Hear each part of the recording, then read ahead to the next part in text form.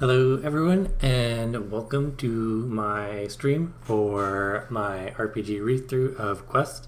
I've got a copy here of the digital game book, so I'm going to be going through that. My name is Corey Hickson, my pronouns are he, they, and we're just going to jump right into this.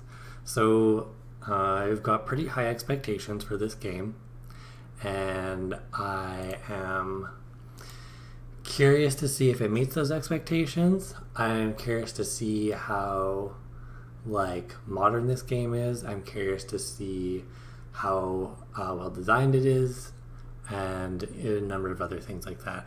I've heard a lot of buzz about the game, so that's why my expectations are high. And from what I've seen so far, I think that there's fair reason to have high expectations. It's gained a lot of popularity lately, and I think that from what I can tell is well deserved. So we're just gonna jump in and take a look at it. So first up is the cover page. I already enjoy it. It's nice, and it invokes a nice aesthetic of fantasy. I like that. And interesting is the sort of layout of the pages. Other than that, not too much to say.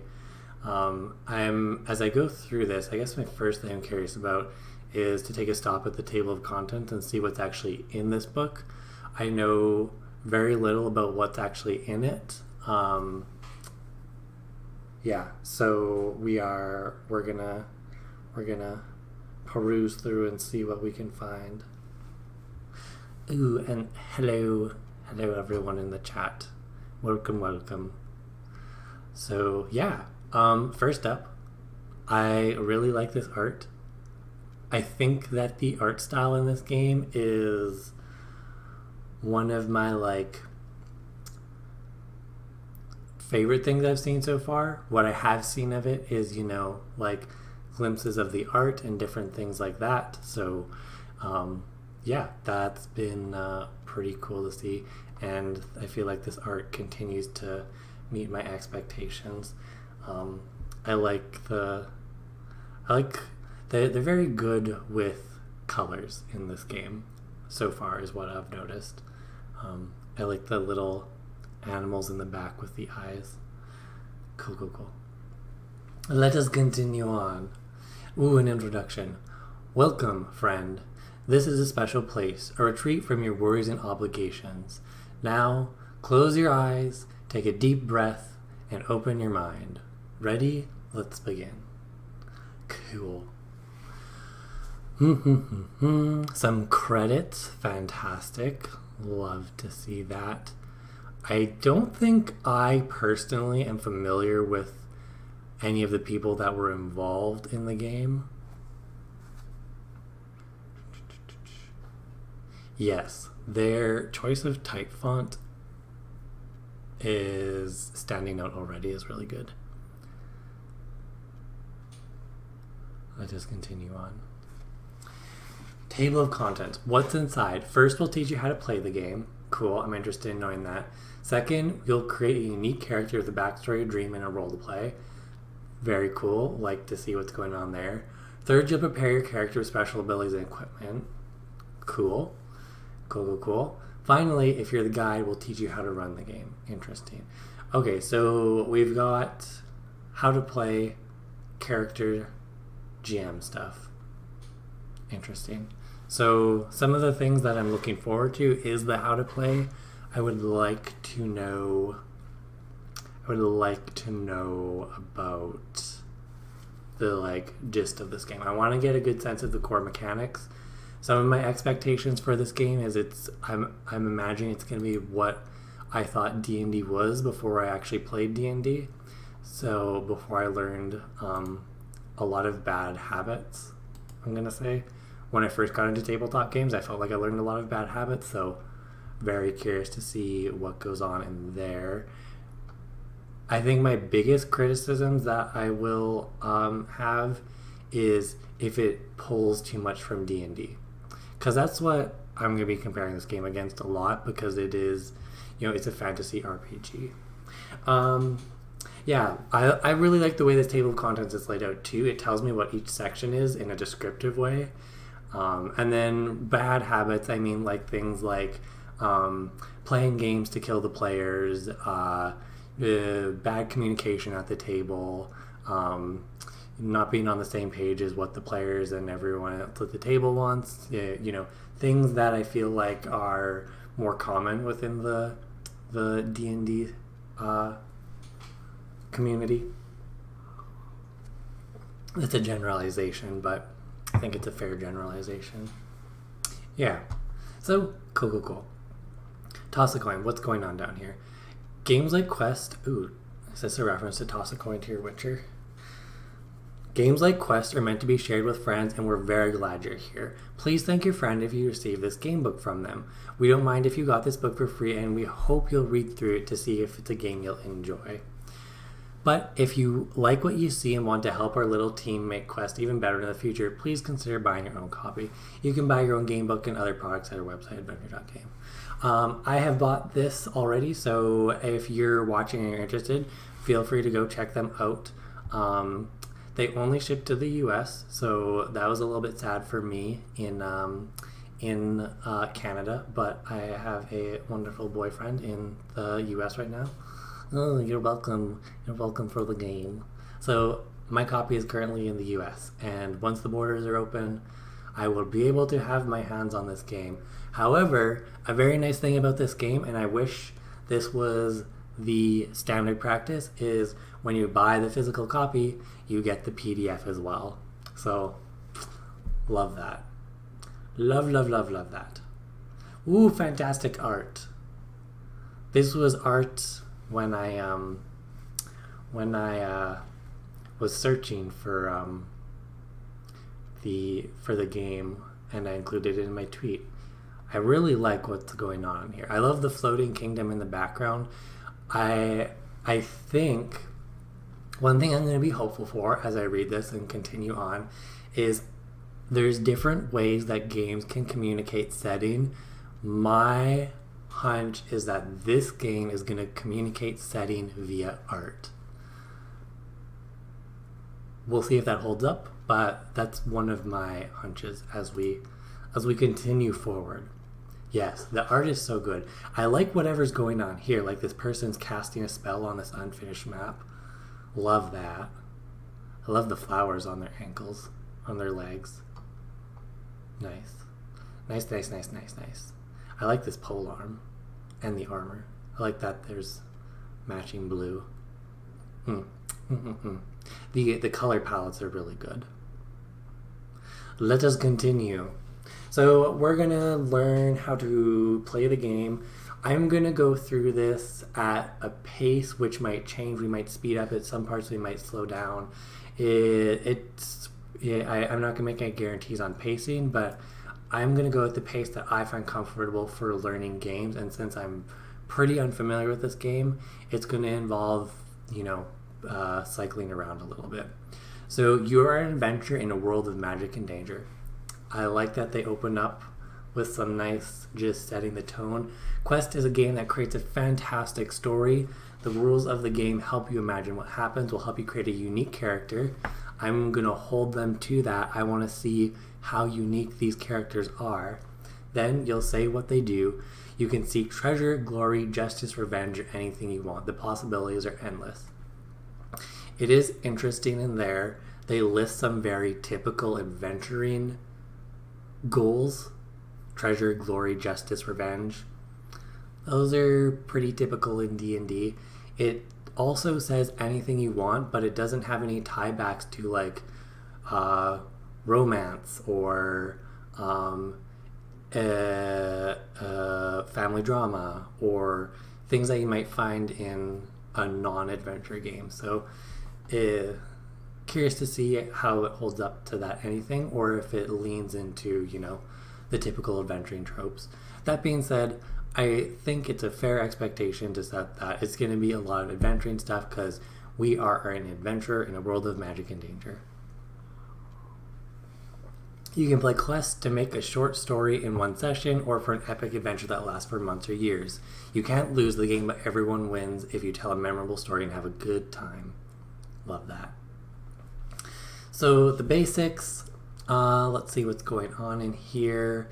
Nothing too in particular. This looks like it's mostly talking about what an RPG is.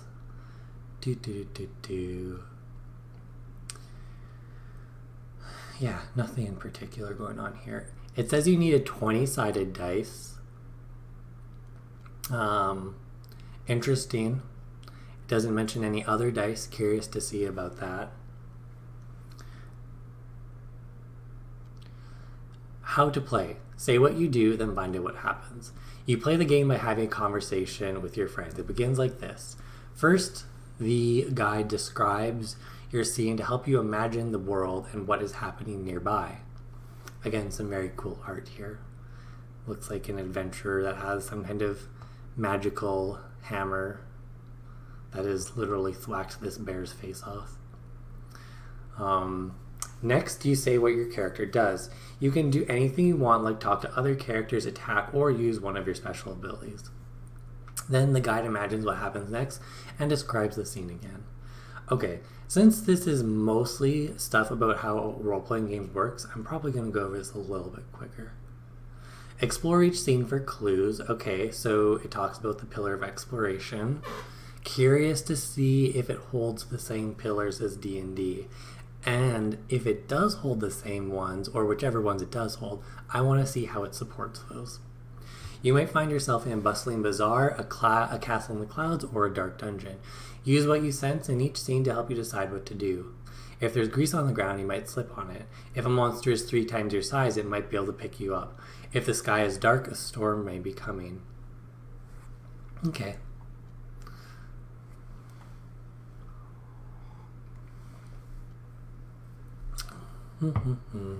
Okay, so it's mostly talking more about role-playing games. I'm not going to go into this too much in detail. I think this is good to include, especially in a game like Quest, which is trying to be very accessible. I like this. The accessibility is like chef's kiss.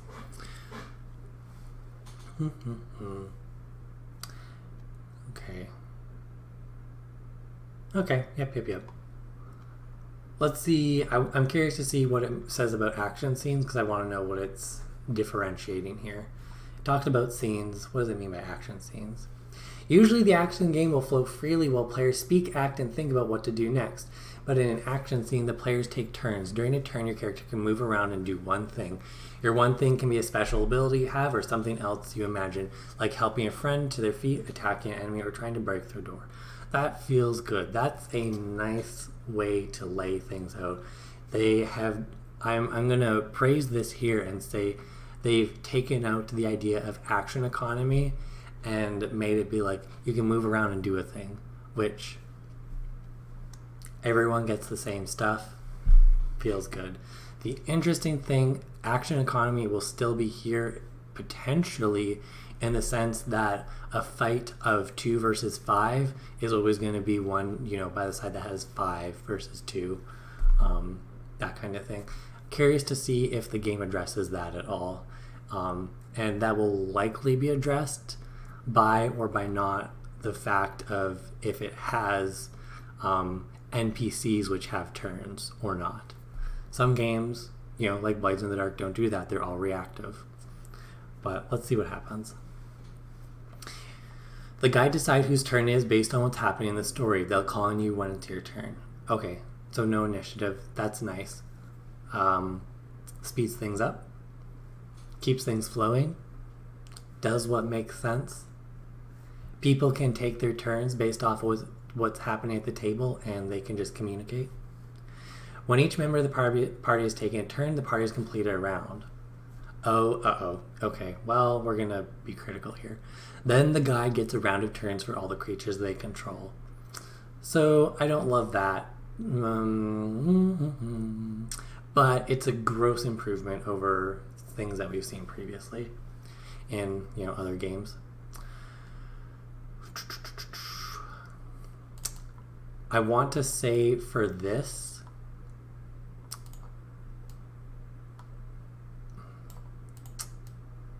I don't want this to be a game of who has the more numbers, you know? So let's keep that in mind as we go forward, because I feel like we can keep that in mind, and that'll be good for us. Distances, ooh, it's so visual. This is nice, and I'm going to give a reason why this is nice for very explicit reasons. Different people learn in different ways. I am not a very good reader through reading. Or a learner through reading. I'm much more a talk things through kind of person, which is why I like doing these. I can sort of talk through and go through this stuff and share it. And if someone has a similar learning style to me, they can watch this and learn about things. In Invisible Sun, they have similar ranges, and I remember very specifically when I played Invisible Sun, I had an ability which was very far, and I was like, okay, very far, so I'm gonna teleport across the city. That's my ability, was basically teleportation. And I went to go use the ability, and it turns out very far was not my idea of very far. It was much smaller. So this is nice. It's in reach, boom, physical, you can see it happening. Nearby, you're close, there's right there. In range, again, they've differentiated. I also like that they have a what is this animal called again? I'm having a brain fart. They're not tapirs, they're capybaras. Yes. I'm gonna double check that. We're taking a little trip down biology lane. Yes. Okay, capybaras. Alright. So, and then it has this last one here, which is too far. It's nice and far away. Very, very visual. I like that. This helps me. I don't have to read any of the text to understand what's going on. And here's a nice thing. If you're playing at the table and your table only has one book, you can be boom, book, here's the distances, and hold it up to them. And then they'll be oh, okay. Very nice. Rolling the dice. Okay, so this is interesting. You roll a dice every time you want to make a basic attack. After you roll, you look at the top number on the dice and you compare the result. We've got 1, 2, 3, 4, 5 different ranges of success. Very interesting. So we've got a 20 and a 1. That's, very typical from playing a 20-sided dice game to have your natural 20 and your natural 1s be unique and special. Totally makes sense. And then it's interesting, within that range there are three different ranges. We have a success which happens anything above a 10, so that's relatively easy to remember. And then the bottom half is broken up into 2 sections. We've got a partial success and a failure. Very interesting. Feels very Powered by the Apocalypse. I think that games like this really thrive in partial success land. I'm a little bit surprised that partial success wasn't a bigger range, to be honest. Although having the biggest range be successes gives a sense of heroism, which I guess, this is a game about heroics, so that's pretty good. Let's dive in a little bit and see what some of these are. So for a triumph, this is an exciting moment. You automatically succeeded what you're trying to do, and you may even find added fortune. If you're dealing damage, double it. I'm a little bit critical that it's and then for damage, do this thing. It's if they could just get rid of that last sentence, that would be a personal preference of mine, just because I don't want this game to have to be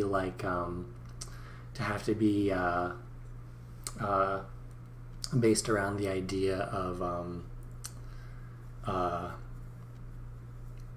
here's what happens. Oh, and then here's what happens with the damage or the mechanics. So there it is.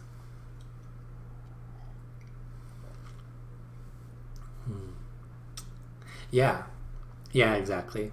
In 2D6 world, 7 to 9 is a huge portion of the game. So success, yep, tough choice. You succeed in your action, but there's a cost. Good, I like that. The guide will give you a choice between 2 setbacks, failure. Okay, here's some good stuff. You might lose equipment, take damage from an enemy counterattack. I like that. Reactionary mechanics, love that. Or face some other misfortune. So that's very cool. This is nice. Curious to see how this works out. I'm curious to see how these special abilities interact with this. Don't run out of hit points. So this is talking about hit points. Hit points are interesting. Hit points are an interesting concept, and I want to see how they do it. Some of the pitfalls of hit points include scaling makes things unrealistic. Hit points don't follow the fiction, they follow numbers. Hit points are arbitrary and non-descriptive compared to descriptive harms. So let's see what it has to say about hit points. Your character's mortality is measured by hit points. It's simple. You lose hit points when you are harmed, like if you get stuck by a sword. We also call this damage. Bad things happen if you run out of hit points. If you're damaged while at 0 hit points, there's a chance you'll die. Fortunately, you're also deadly. Your basic unarmed attacks deal 1 damage. Most common weapons, like swords and bows, deal 2 damage. Harm and recovery. You lose hit points when you're damaged by weapons, spells, and other things that cause harm. For example, you can lose 2 HP from being hit by a sword, while standing in a dragon's fiery breath might damage you for 6 HP. You begin with 10 HP. This is the maximum amount of HP you can have. Oh, I do enjoy this.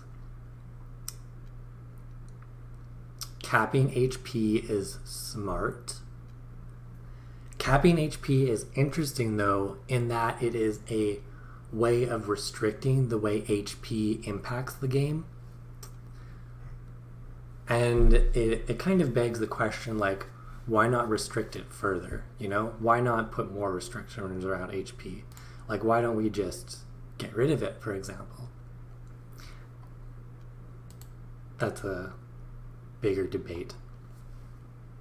So let's see what else we got going on here. When you rest for a short time with no enemies nearby, you can regain up to the halfway point of your maximum hit points. For example, if you regroup while at 3 HP, you could recover 2. Makes sense.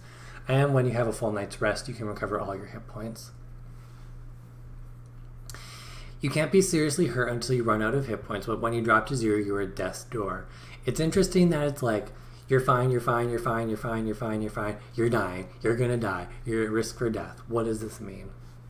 But we'll see if it adds on anything else. You can't be seriously hurt, blah, blah, blah. We already read that. If your hit will already at 0, roll the die. If the result is equal to or less than the hit, your character dies. For example, if a sword hits you for 2 HP while at death's door, you are killed if you roll a 1 or 2. If you survive a death roll, you might still fall unconscious or even receive a permanent injury.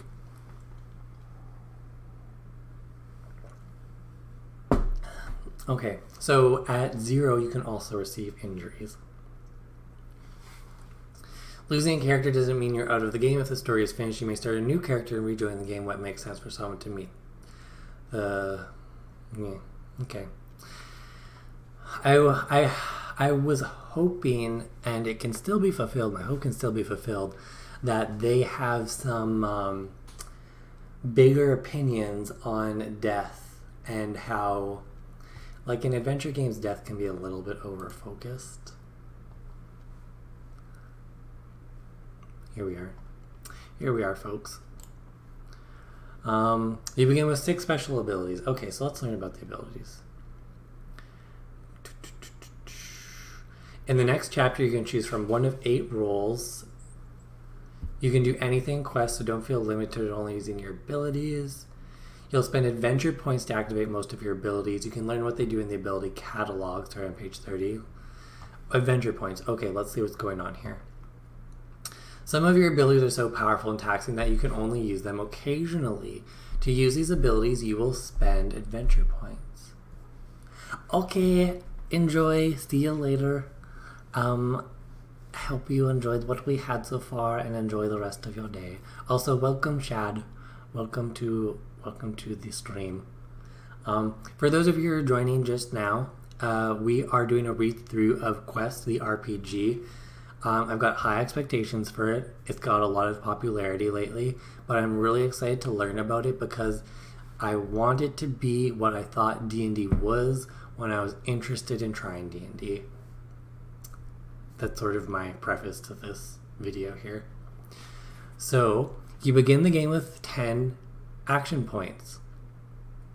You earn 5 action points at the end of each game session as a reward for spending time with your friends. The guide may also reward action points for role-playing well, solving puzzles, defeating villains, reaching goals, or encouraging fun. Okay, I'm a little bit critical of this. It's like have some arbitrary things that the guide can reward, and we'll just pretend like there isn't a set of biases that whoever is the guide is going to impose. So I'm a little bit critical of that. I much prefer when it's laid out like, here's your reward mechanic at the end of the session. If you do the thing, you get it, you know? Adventure points don't recharge once you spend them. They're gone until you earn some more. Growth. You and your companions will begin on the verge of a great adventure. You begin the game with 6 abilities. That is a lot of abilities. I like that. Curious to see how strong those characters feel. Each ability is a part of a learning path, and you must learn new abilities in order. Abilities become more powerful as you travel further down. You can choose abilities from any path, and you don't have to complete learning path before choosing the abilities from a different path. Each time you end a session, you can choose a new ability that you can use the next time. If you play long enough, you can learn all the abilities for your role. Interesting.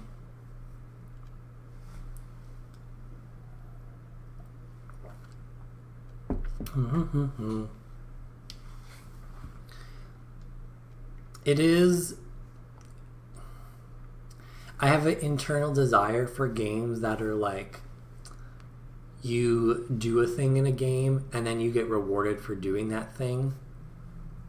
This one is like, you got together, choose something. And it's like, you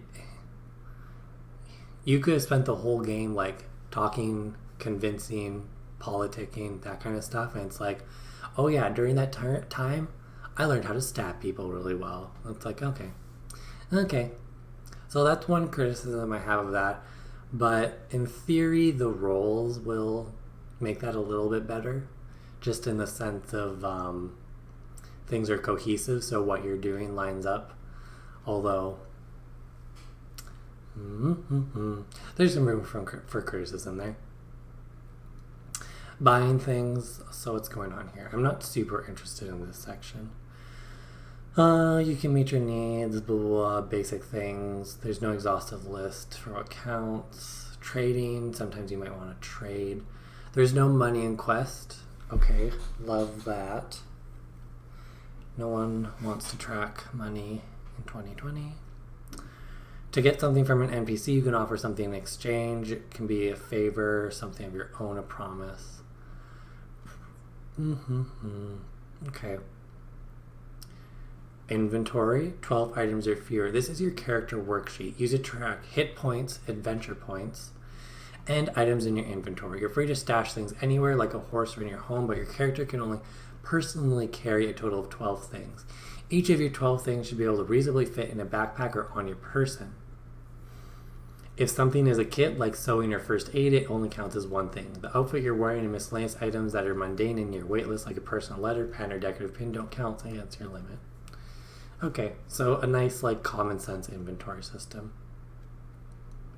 Some general rules. This is nice to see. This is good. Let's take like a quick look and see if there's any like things that stand out here. Be respectful. Good. Respect boundaries. Let your friends talk. This is good. It's also good when the game supports players doing that at the table by taking turns. I guess hit points and adventure points kind of do that, but we'll see.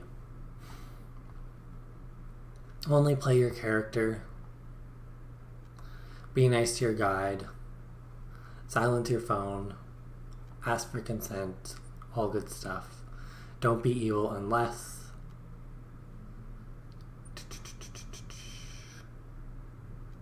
Okay, so that's just like, respecting the group's consent. Be mindful of secrets. Ooh. Let's see what the game has to say about secrets. Sometimes you will need to keep secrets from your character. For example, let's say this party splits up and the guy describes a scene your character is not in. You'll hear what happens, but your character is not supposed to know. Try not to use information your character doesn't have to roleplay or make decisions. Wait for another player to share it if they want to. Okay, I'm critical of this. It's like, here's what's happening, here's your player, here's the other player, and it's like, the information for some reason has to flow between the characters, and it's like, I have a much stronger opinion that's like, you're at a table, you're all adults playing a game, or even if you're kids, you can be respectful, and it's like, just communicate with your fellow players. It's like, hey, there's this secret happening, let's all be in the know and make decisions together that are, respectful of one another. Dramatic irony is fine. It adds intrigue and interest to narratives. So, kind of wish they expanded upon this in a way that was a bit more positive, in my opinion. But there it is. This feels like a holdover from D&D, which is why I'm critical of it. It's like, could we have not held that over from D&D? So that's just my thoughts on that. Some people might like that. My preference is otherwise. Speak clearly, flip a coin, be a fair guide, help everyone have fun. Yeah, so I could probably make some edits here, but it's nice to see this, and it is a good, has some good rules. Ooh, nice art. Love the art in this game. Some cool figures in the background. I like the invisible staircase. I'm guessing it's this wizardly person here. I like how the barbarian is holding on, please don't let go. Character creation. I do enjoy that the chapters have time reading limits. So that one was supposed to take... Let's take a quick look and see how long chapter 1 was supposed to take. It was supposed to be 15 to 20 minutes. We did it in about half an hour. It's because we were, pausing on stuff. So this one will probably take another half hour. And then I think there was a third section which will probably take another half hour. So we've probably got an hour more in this read through. Although the page count is we're on page 21 out of 150. So let's see where we go. Character creation. This page is called your character profile. This chapter will help give you ideas to help you fill in the blanks and create a unique and interesting character. You can start right now by choosing a name. It can be anything. Choose what pronouns are. Choose what your pronouns are to let others know how to refer to you. Some examples are they, them, she, her, or he, him. Next, choose your age with a maximum lifespan of 300 years and your height between 3 and 8 feet tall. Okay. I don't know what the restrictions on age and height are, but whatever. Then follow the steps in this chapter from 1 to 8. Okay, cool. I think I'm going to go through this section a little bit quicker. So choose a role. We've got some roles here: fighter, invoker, ranger, naturalist, doctor, spy, magician, wizard. Is there anything here that I am missing personally? Spy, I like that. That's good. What's an invoker? A battle mage. Okay. I wish there was an inventor in here, or like an engineer type.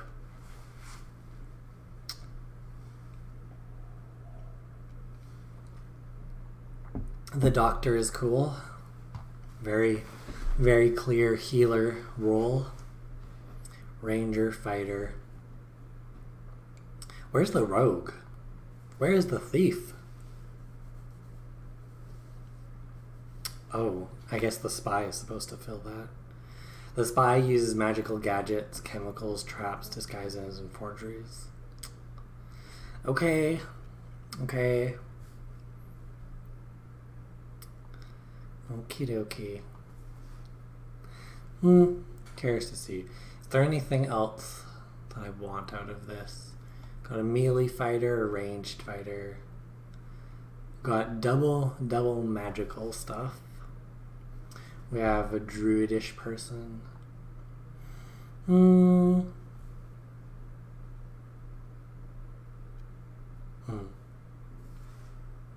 Interesting.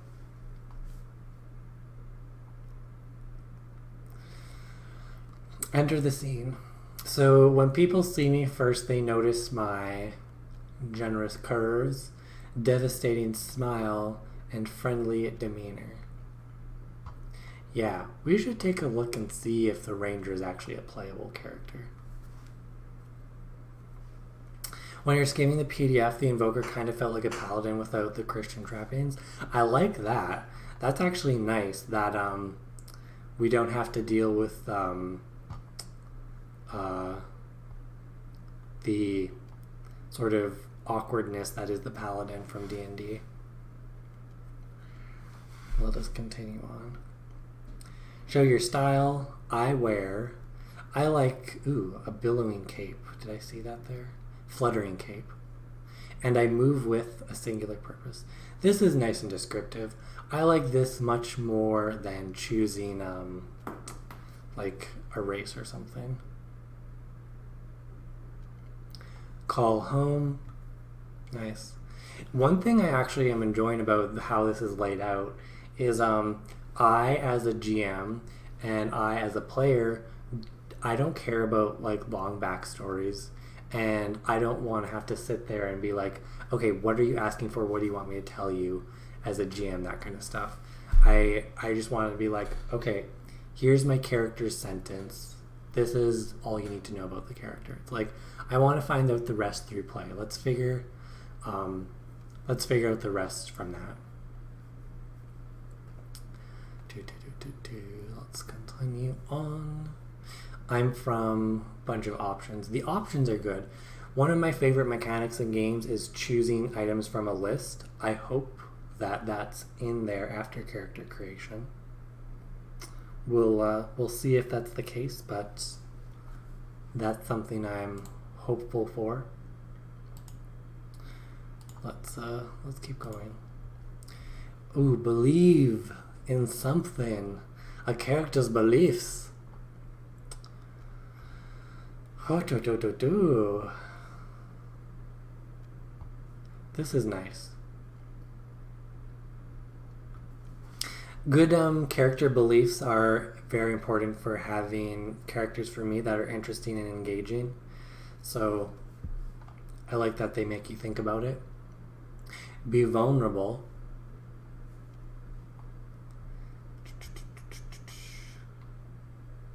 I like that you can create your own. The suggestions are good as well. Dream big. What is this? I dream of becoming a leader of my nation, meeting the Grim Reaper, stealing from rich to give to the poor. Cool. Gear up.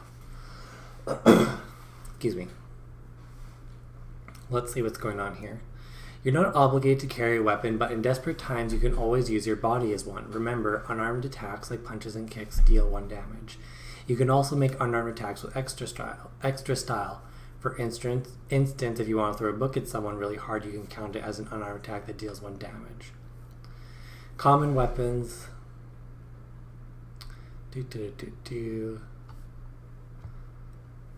Okay, so useful items, lockpicks, magic rope,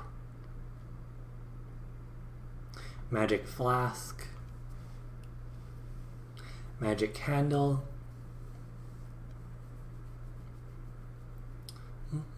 friend flute. Okay, some nice little magic items. Yeah, this is like, I feel like this is just supposed to be a glimpse of what you could take, and then you can, go from there. You can choose up to 3 common weapons. You can choose 1 useful item from the list. Okay. Choose your path to greatness. What's going on here?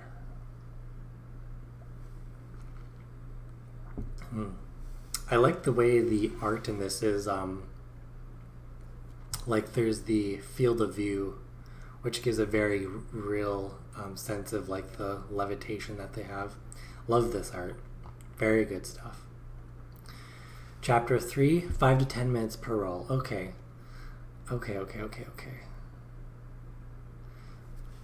Let's figure out how the rolls work, and then we'll take a peek at some of them.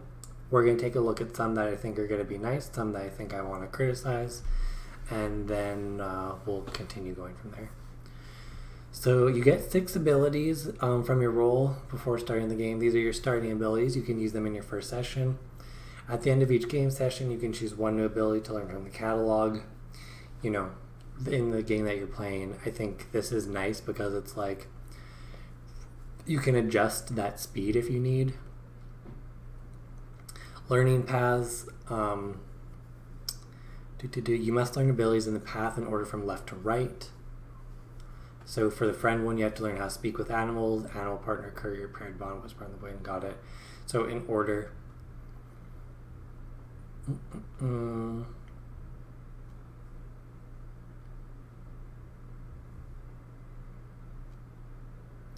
Okay, there are some abilities that are so powerful and rare that you can only learn them if your adventure provides the opportunity. Your guide will decide when and how your role's legendary abilities can be learned. Adventure points. If you see an ability in the catalog with an activation cost, you must spend adventure points to use that ability. When you spend adventure points to activate an ability, you must immediately deduct it from your adventure points balance. An activation cost like this would be 3. Cool. Some abilities can have different ways. I like that. That's nice. For example, 2 and 4.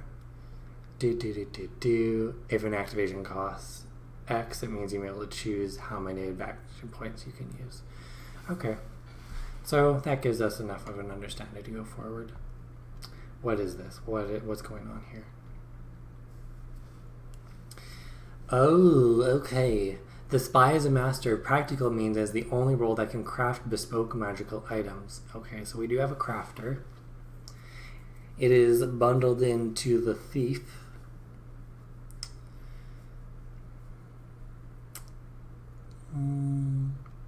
Interesting.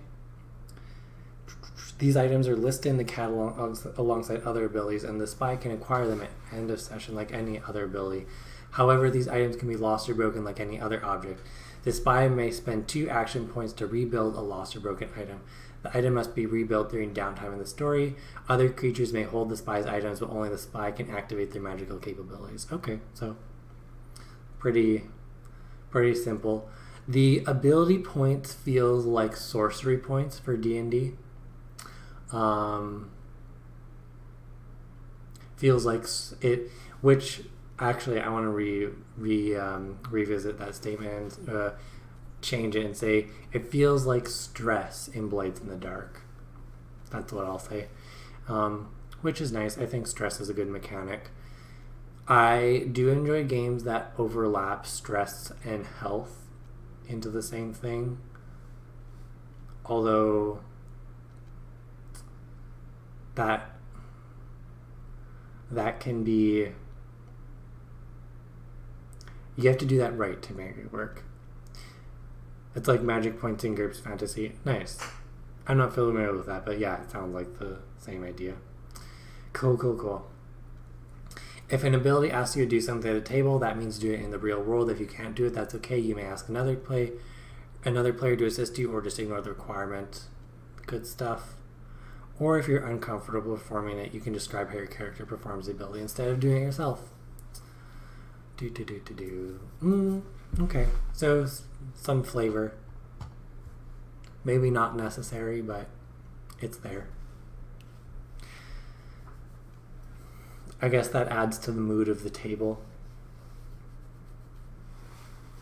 If you see this badge and ability, it means you have to roll the die to see what happens when you use it. Okay, so we have some abilities that do roll the die. And then we have some keywords: objects, creatures, NPCs, spirits, animals, bosses, minions, commoners, plane. Okay. I don't kill... Okay, plane. I hope...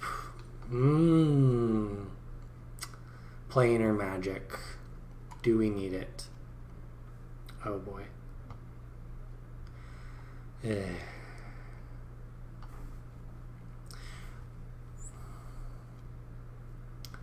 Personally, I don't know why plane or magic has to be a default for fantasy games. That's just my opinion. If you want different planes, take it to space. Oh well. That's a personal preference of mine. I don't think I'm going to spend too much time on this. It's like, okay, you have different planes of existence. You have the main one, you have the shadow plane, you have the rift. This is setting stuff. We're going to move over it. The fighter charges into battle. Nice. Quick start, choose these abilities: counterattack, wild attack, provoke, intercept, summon the blood, and size up. So it's interesting. So you get to pick which 6 abilities you want to start with. That's neat. Let's look at the fighter because it's first up.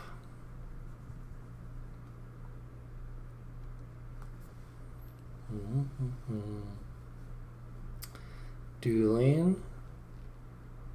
When an enemy within reach rolls a tough choice. Okay.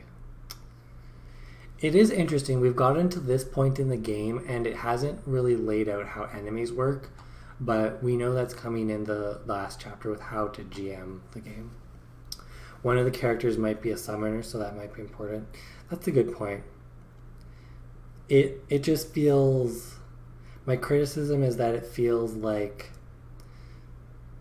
so much of this game is like, here's the game and here's the implied setting. It's like, this page is just setting. You know?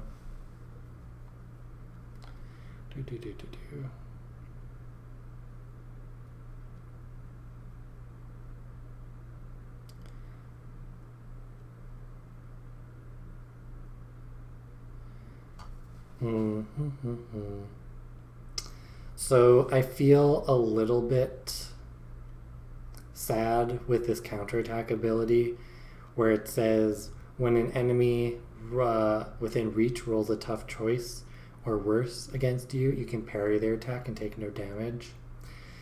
The reason why I don't like it is because it means that I, as the GM, have to roll. And I'm just I'm critical of games that do that. What is the point of the GM rolling?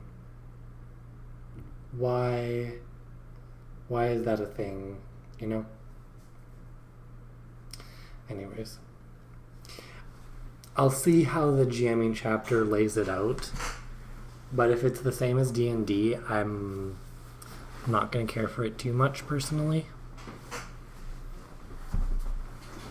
But this is neat. So 1, 2, 3, 4, 5 different abilities. What does the top level one look like? You compel a nearby creature to fight you in single combat. This creature must already be hostile towards you.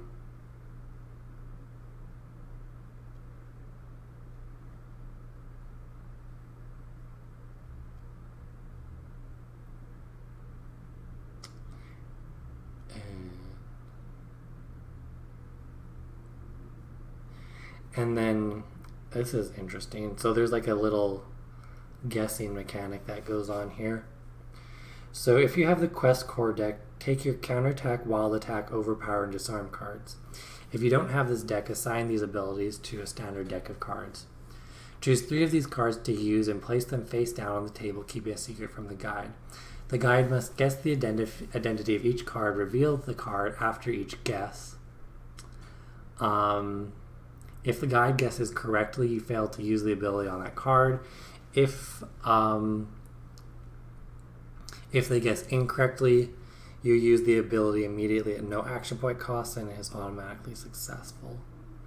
If the guide guesses all 3 correctly, your foe immediately makes a successful counterattack against you. But if they guess all 3 wrong, you may extend the duel for another round of 3 guesses. So this is like, I'm going to go beat the crap out of this character. Interesting.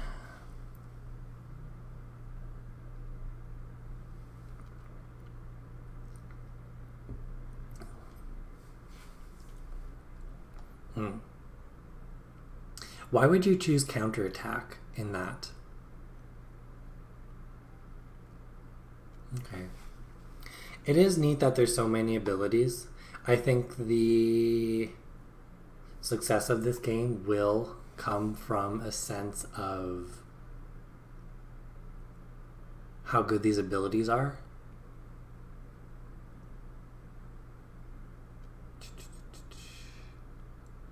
Dueling, tactics, camaraderie, leadership, body, legendary. Okay. So that's like a glimpse at the fighter. I like the imagery here. Love this. You're likely to get the first one because their chances are 1 in 4, but the last one's 50-50. Yep. Interesting. Okay. Let's look at, let's maybe just read some of the top abilities here if anything stands out. Verdicts: inspire, compel truth, forgive, liberate. Wrath: fiery avenger, thunderous word, lawbreaker, smite, blade the avenger. Wards: shield, sigil, rebuke, oblation, befizzle. Okay. Feels very paladin-y. The Ranger. Story and Song. Survivalist. Pathfinder. Hunter. Friend. Legendary. Okay. The Naturalist. They take on a wolf's form. Streaking across the steppe. With their hands to the sky, they summon a storm, bringing forth nature's wrath. Yeah, the Ranger art is... I'm enjoying all of the art. This Ranger art is really nice, though. I love the animals that are in it. Very cool. There's the Naturalist. I like this one because it's very elemental, and that's my jam. Freeze, burn, shock, fireball. Nice. Stormcaller. These are abilities that I would just go for really quick.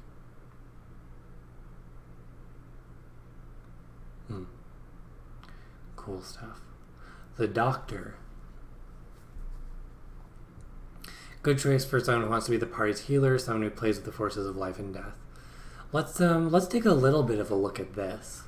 What's going on in this healing section? You gently touch a creature, giving them 5 hit points and mending minor wounds like cuts and bruises. Relieve.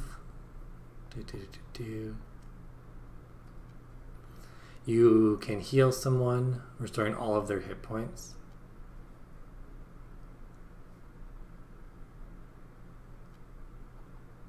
Your allies can contribute their own action points to help pay for the spell. That's nice.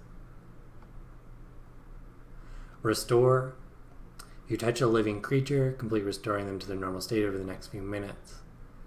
The spell restores all hit points, regenerates any missing limbs, removes disease,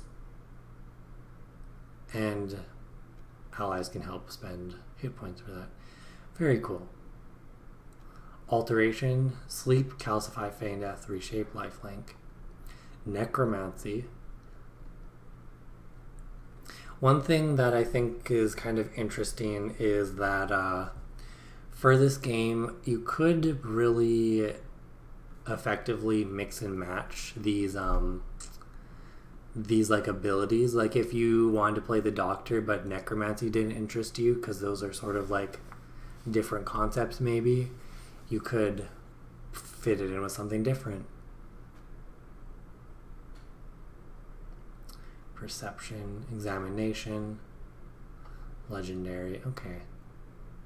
The spy. Okay, what's the spy got going on? Let's figure this out. Charisma, cosmopolitan, silver tongue, don't you know who I am? Bardy stuff. Termination, sneak attack, poison, death hand, bounty. Once per round, when a creature attacks a foe other than you may exploit their focus. You may immediately move behind them to perform one of the actions. You can make a base attack. You can incapacitate a commoner or minion. You can kill a commoner or minion instantly. Describe how you take them down. That's nice that they included a little coup de grace.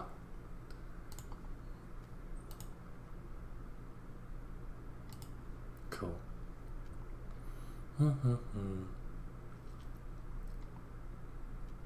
Concealment, surveillance, stenography, infiltration. Is this the... Oh, these are some of the magic items.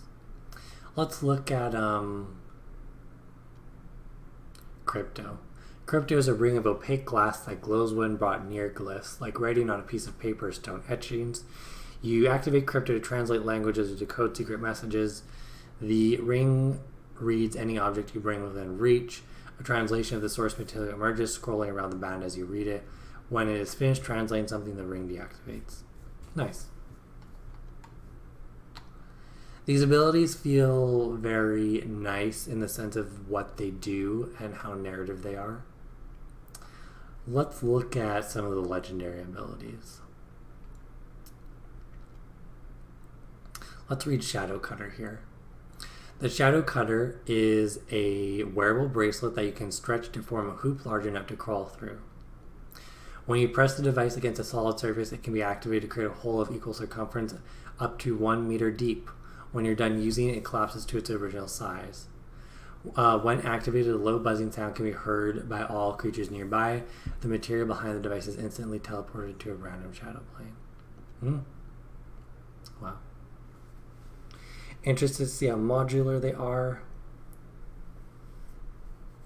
Yeah, there is a lot of setting stuff going on in here.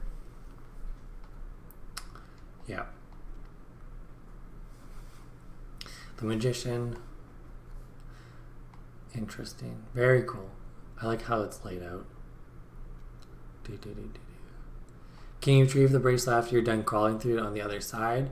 So if I remember correctly, it said for the items for the spy that you just have to spend the action points to use it again.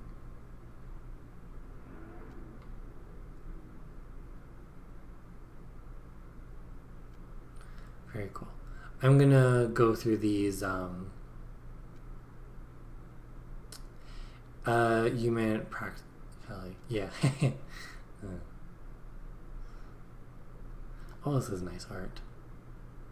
Let's read what the wizard does. As someone who tends to play magic, people, what's going on here? Magic strike, you must be holding a pointed object like a wand, blah blah blah, to use a spell. Use it to shoot a shimmering missile. Nice. You can overload it to deal 4 damage. Hitting the target automatically. Nice. Nice. That's your magic missile.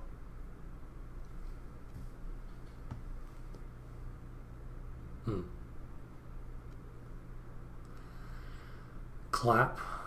So this is the evocation one. Okay. Telekinesis.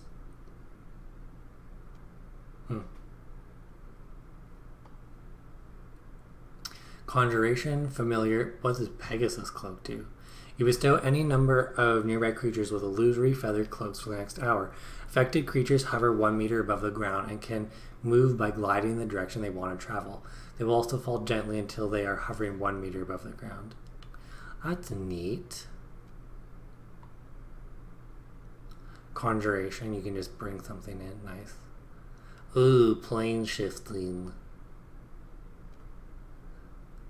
I don't like plane shifting because it's like, I'm the player, I'm going to go to another plane. The game is like, okay, I thought we were going to go do the thing at the manor, but we can go to a place that has no prep whatsoever. Hello, welcome, welcome.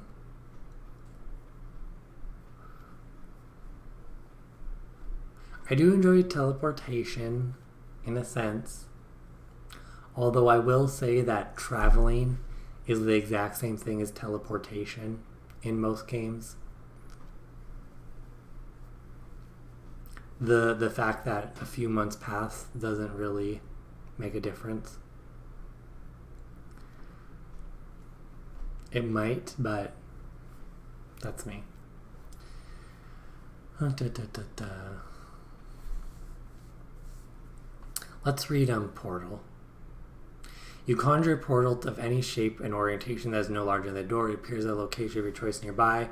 It looks like a window to whatever is on the other side, and its edge crackle and spark with energy. When you cast the spell again, the new portal automatically connects to the previous one. Oh. Okay, that's neat. So this is less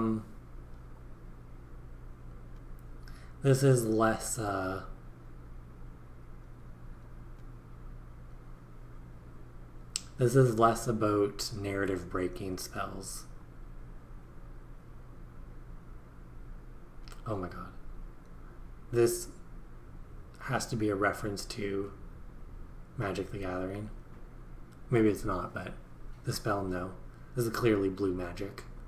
By uttering the word no, you attempt to neutralize a spell that you see an NPC casting nearby. You must declare you're using this ability before the guide describes the consequences of the spell.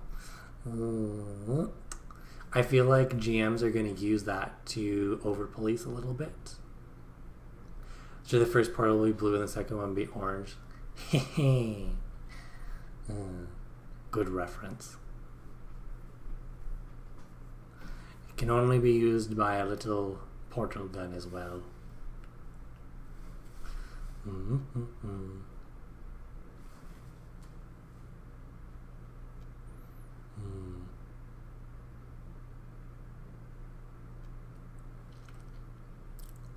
Okay.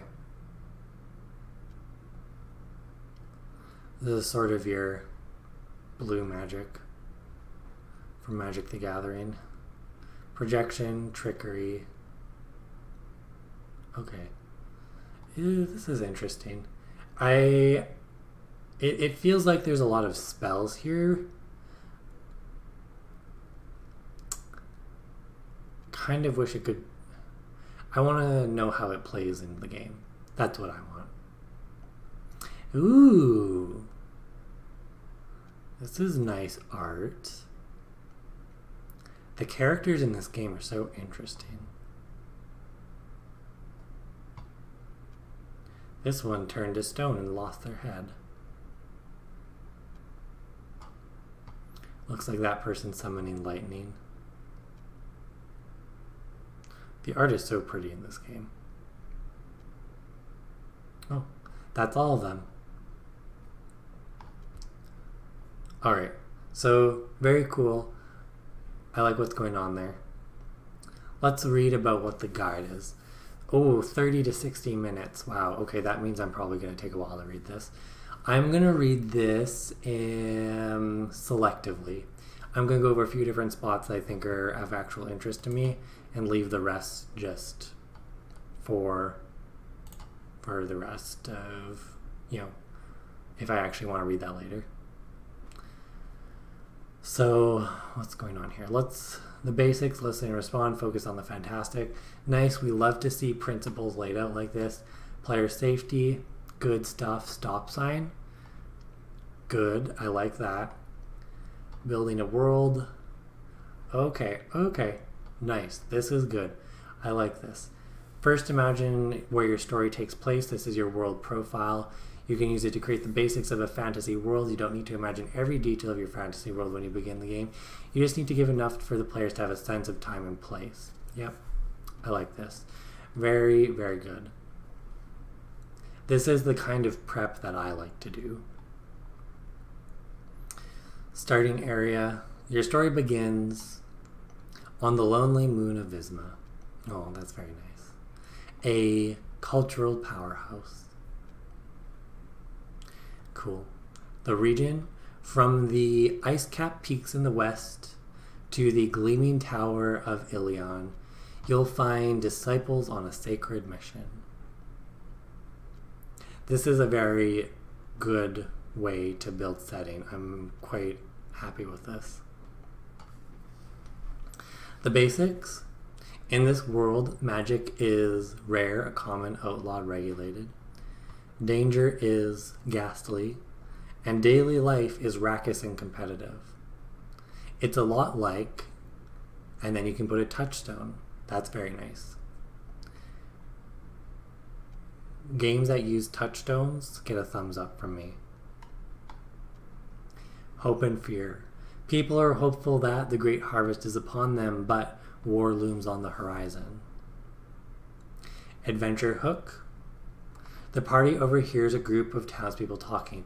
Rumors are that a star fell from the sky a week ago and people have gone looking for it. And the people who've gone looking for it have not yet returned. This reminds me of the movie Stardust, if any of you have seen it.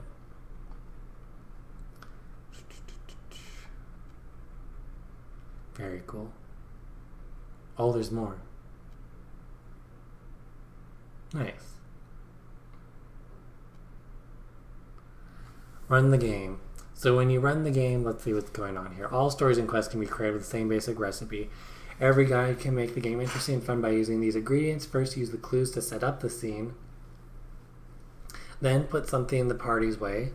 Finally, create consequence for the player's actions. Nice. Like that, it lays that out. Set scenes, say what's obvious, then set the mood, offer clues, be flexible. Clues,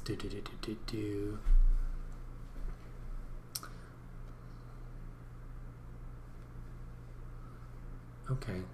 I kind of wish it had a little bit more for collaboration going on here. You know, in a lot of Powered by the Apocalypse games, there's leading questions that go back and forth between the players and the GM. And I would prefer that here, but that's okay. The reason why I prefer it, I guess, just to like explain that, is it's a little bit more nice as far as not having so much responsibility to be on you. Like, everyone at the table is there to play the game, so everyone should get to participate and, you know, hold that table up, so to speak. Clues, you can draw a map. Nice. I like that these are basically moves, right? These are basically Powered by the Apocalypse moves, if we want to make that comparison. The GM can literally use these to help the game. Rolling the die. Okay. Okay, there's a section here on NPC rolls.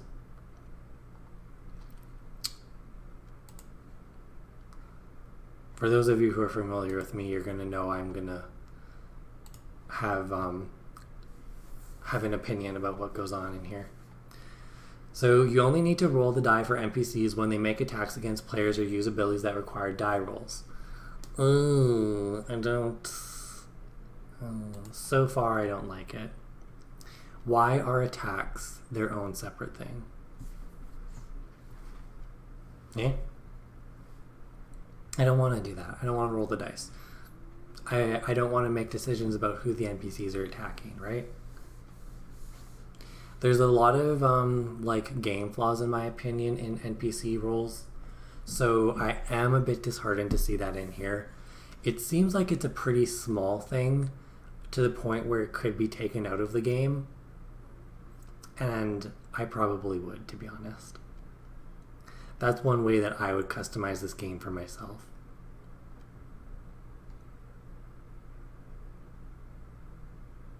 Ooh, a spider. Challenges, consequences, rewards. Okay, so it has some nice outlines for adventure points. That's good.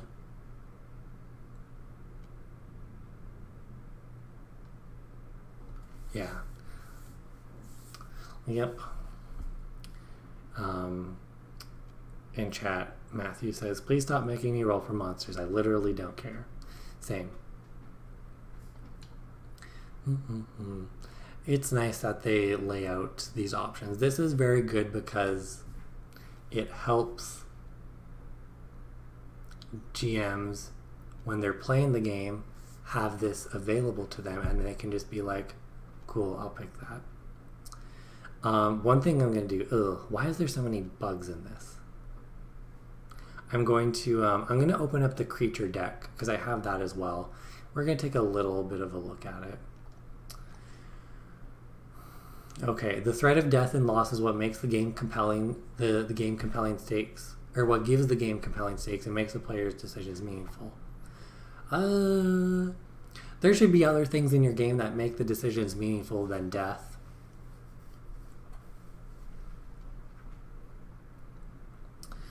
You're not obligated to kill their characters. So if punishing the players would make the story less interesting or fun, it's okay to give the players a way out of their situation, especially if you made something too difficult by accident. Yeah, there's a whole different perspective that one could have on this. Some people might like this perspective. My perspective is a little bit more make an interesting story together first. Like, you don't need to have hit points first and then, oh, hit points didn't work, let's use a backup plan. You can use that backup plan first. NPCs, we don't need to worry too much about that. That is I want to pet this animal.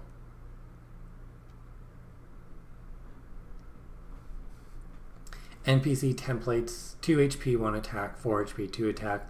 Bosses, 10 HP, 4 attack. Okay.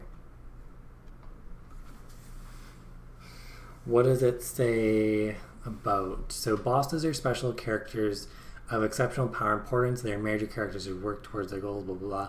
They should operate in the background and affect the world even if they're not present in a scene, because they're so powerful. Bosses usually attract crowds of minions that do their bidding. Bosses already innately have special protections against some of the player's even more powerful abilities, but you can give them even more power by granting them a few special features. Okay, what are these features? I need to figure this out.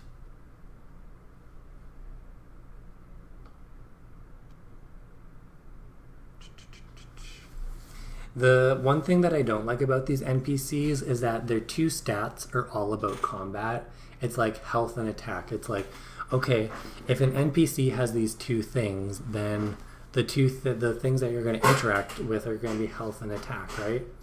Like, if the game wants me to do things other than attack and defend against them, it needs to give me more to work with than that.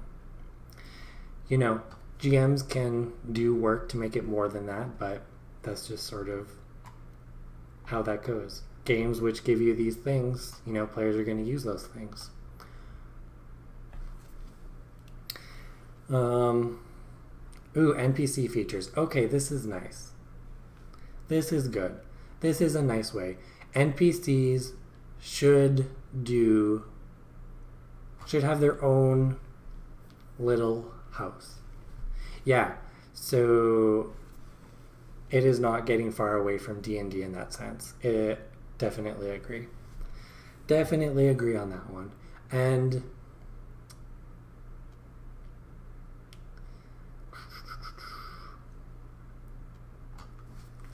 if everything can be killed and nothing else, then things are going to get killed. So that's too bad, I think. Kind of Kind of wanted more out of this.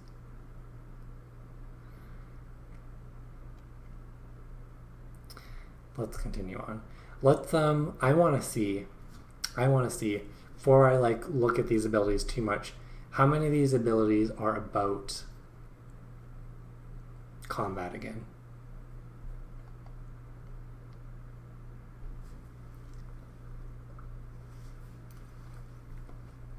Veteran, extra HP and attack, so combat.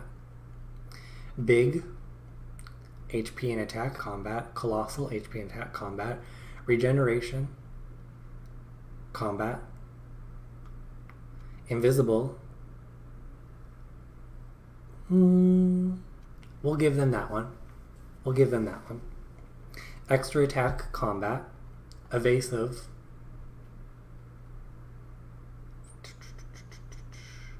So,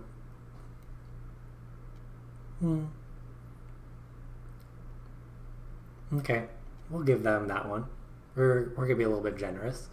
Life tap. When the creature damages an adversary, it recovers. Okay, combat. Horrifying. When you first see it, you are frozen in fear and you lose your first turn. Combat. Special ability. Give the creature a special ability belonging to one of the 8... Okay. I am very critical of this game and how it handles NPCs. I'm sitting here like, if I wanted to write a supplement for this, the first supplement I'm going to write for this game is, here's how you can run this game without NPCs taking turns, having abilities, and tracking HP and all that stuff. Because I think it's super close to that.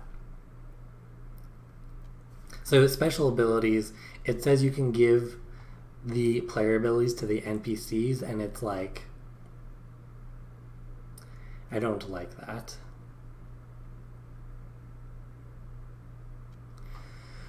What's some more? Reflection, combat, invulnerable.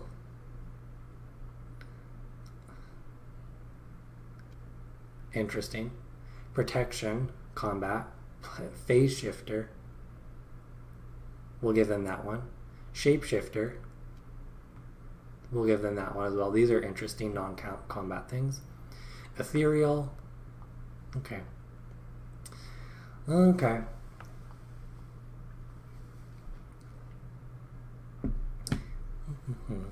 It has a section here on combat difficulty. I guess I want to add more context to why I'm not liking hit points and damage as like, this is what you get. I don't like hit points and damage because it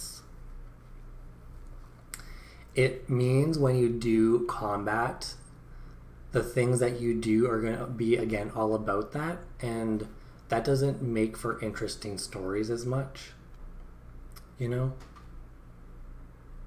Give me NPCs which evoke interesting encounters. That's what I'm looking for. That's what I want.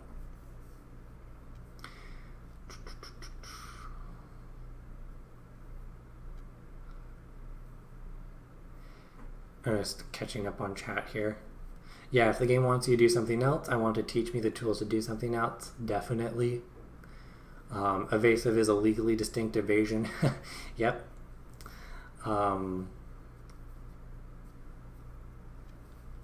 Yeah. Yep. Magic the Gathering is nothing but combat. Yep. Okay. What does it say here for combat difficulty? Add up your current hit points of the entire party. If the party has 4 players at full health, they have 40 hit points. Look at your NPCs. Blah, blah, blah. Add their hit points, the highest possible amount of damage they can deal a single turn, the number of NPCs in a group. This is their difficulty rating. If a higher difficulty rate is roughly equal to or greater than the party's HP, is a deadly fight that will push them to their limits. If the difficulty rate is between 50 and 80% of the party's HP, is still deadly, but should be a fair fight. Okay, so it gives you a nice sense of like, here's how you can quickly do the math, but like, I don't want to slog through this. That's what I'm getting at. I don't want to slog. No, thank you. First play session, some nice stuff here. Managing the play sessions, wrapping up long-term play. Advanced rules. Interesting. Treasure catalog. I'm not going to worry too much about treasures.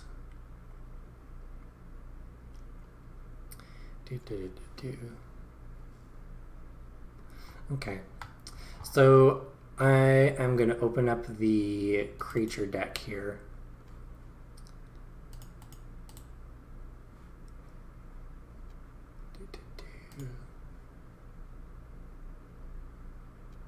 So I just want to take a look at some of the creatures so we can be like, okay, what are you giving us for creatures here?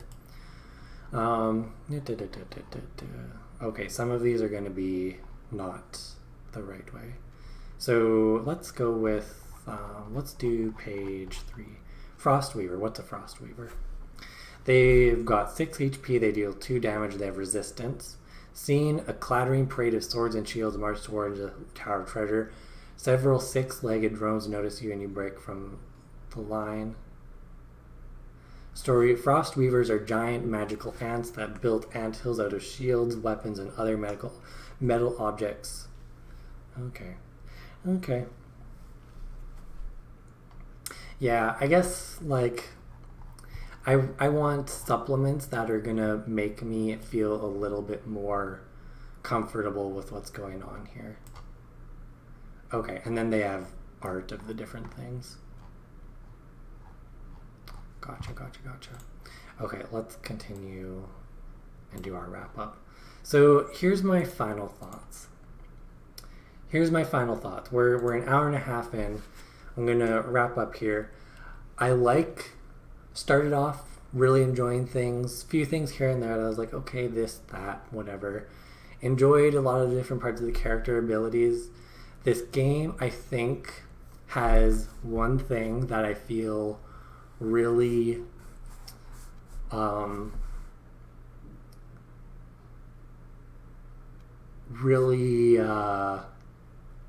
feel a lot of friction about it, and it's how it does NPCs.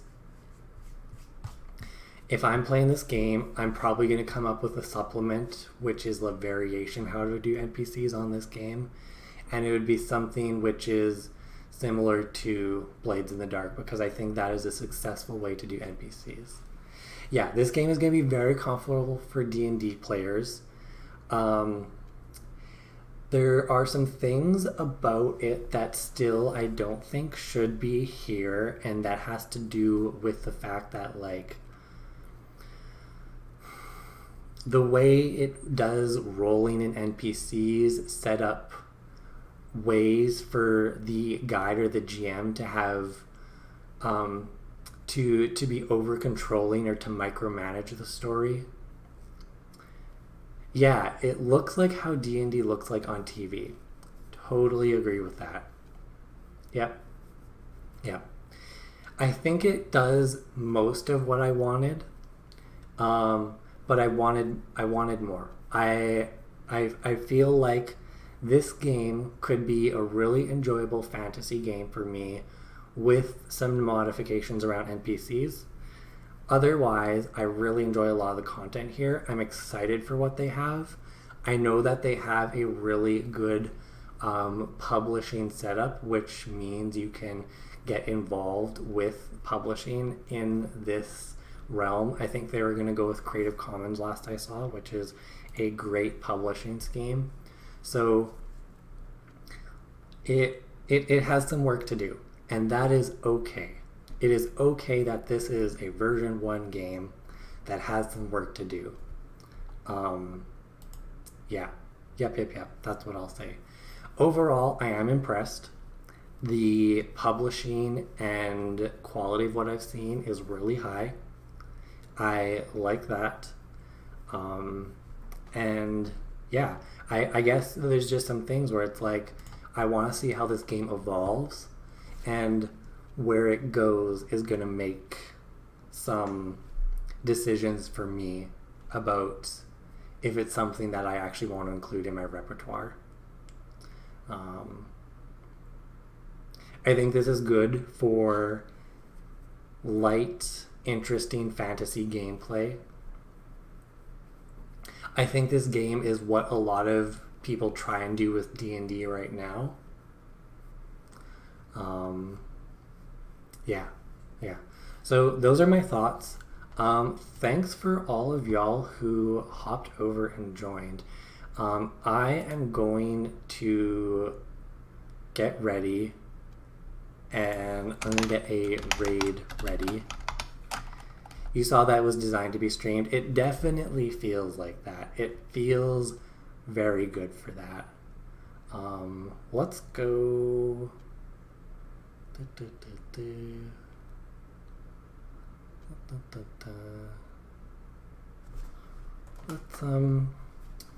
Let's go raid WebTM because they're doing a fun game right now. Cool. Okay, thank you everyone for joining. I hope y'all enjoyed this look at Quest. I thought this was fun, and I hope that y'all enjoy the rest of your day. Let's get this raid set up. Cool. Okay. I might stream later. We'll see. And I hope everyone enjoys the rest of their weekend. And see y'all later.